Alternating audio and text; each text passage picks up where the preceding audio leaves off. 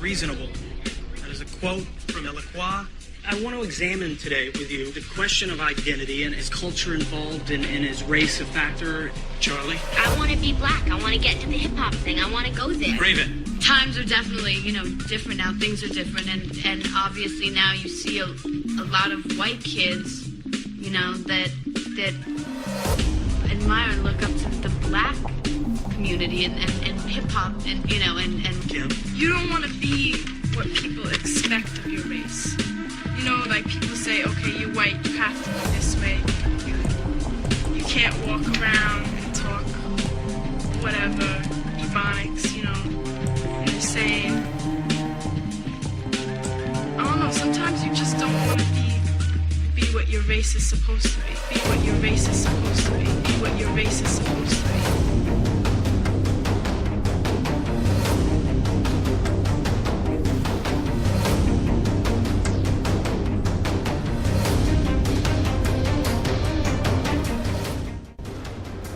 Before I begin, I would like to clarify that I do not have an allegiance or even an admiration for all white people. When the Anglo-British people came here to America, they were generally running away from white people in Europe and in England that were Roman Catholic and Anglican. They were running away from certain bishops in the Anglican Church and generally also from the Roman Catholic Inquisition.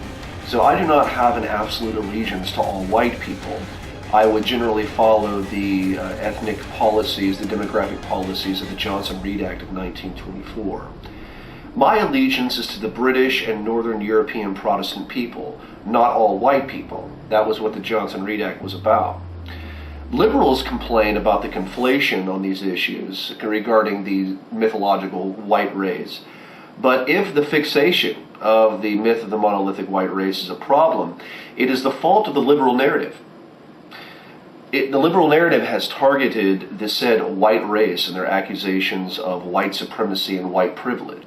Liberals like to speak on both sides of their mouth on this issue. On one side of their mouth, they'll say that there's no such thing as a white race, but then on the other side of their mouth, that there's such thing as white supremacy and white privilege.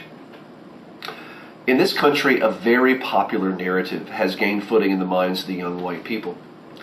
It's called white guilt. However, as human nature is, this white guilt is couched in an overriding narcissism. The most disgusting narcissism you can imagine. The narrative goes something like this.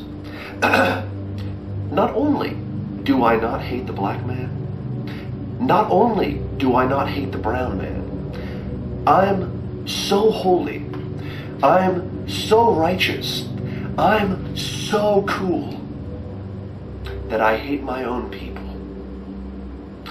Let me explain a bit what I mean.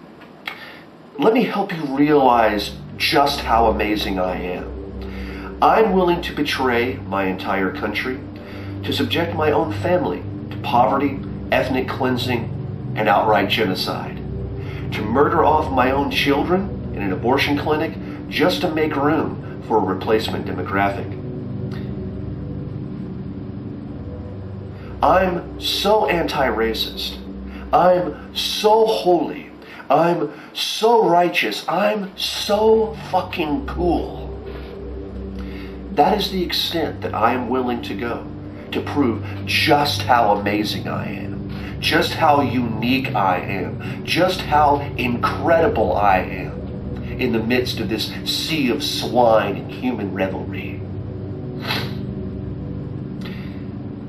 All over this country, our enemies are using the pride of man to foment ceaseless war against our own people. This is why the Bible has nothing good to say about democracy, nothing good to say about equality or free will.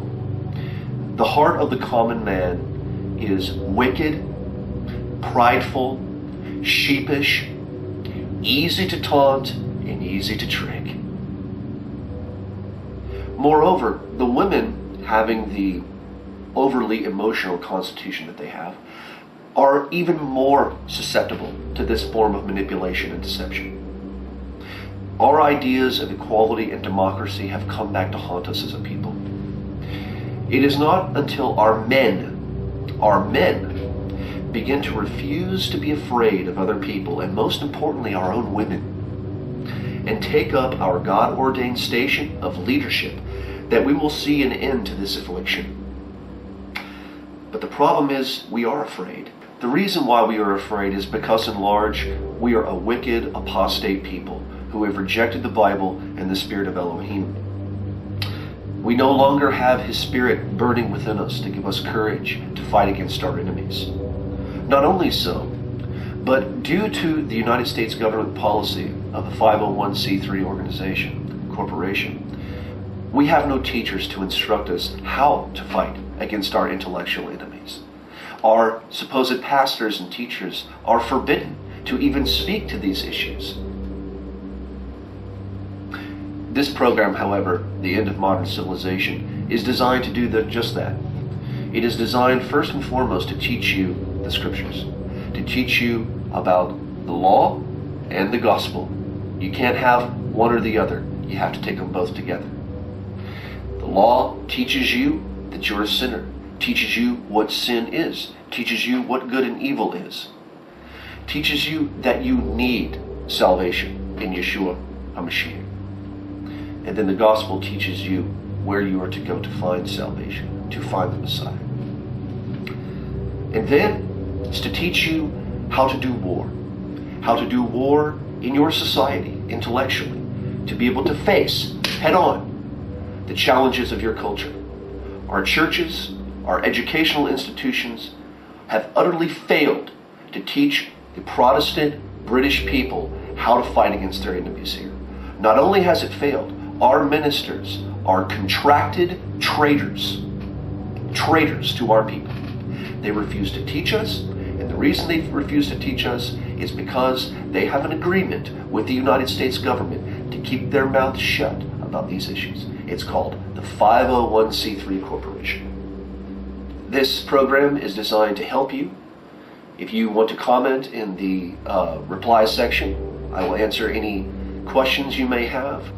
This program is designed to help you accomplish that end, that the British Protestant people may have their own land for the preservation of their own people. May Elohim have mercy on us to accomplish this end.